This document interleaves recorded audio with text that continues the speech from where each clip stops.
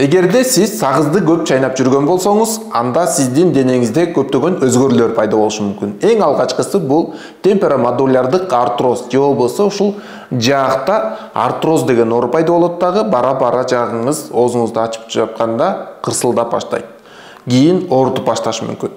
Андан кийинкиси бул изилдөөлөрдүн негизинде тастыкталган, кимде ким сагызды көп чайнаса, көбүнчө өспүрүмдөрдө баш оору көп катталган.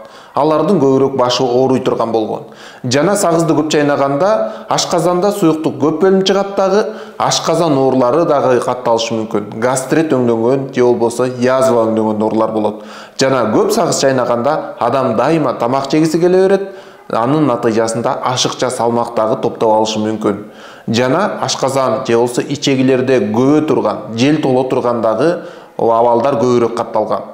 Эгерде сиз ушул оорулардын алдын алгыңыз келсе, жана аспартам көбүнчө кошулганда, мисалы үчүн кээ бирөөлөрүндө кум шекер кошулат, алар биздин оозубузда кариестерди пайда кылып, тиштерибизди эрте жок кылып таштайт. Ал эми кум шекер кошулбагандарына аспартам кошулат. Же болбосо ошол даам чыгаргыч заттар кошулат. Алар ичегилерде ооруларды пайда кылаары дагы изилдөөлөрдүн негизинде айтылып келүүдө. Эгерде сиз сагыздан ооруларды тапкыңыз келбесе, анда сагыз чайнаганда азайтыңыз, дегиз эле көп чайнабаганга аракет кылыңыз.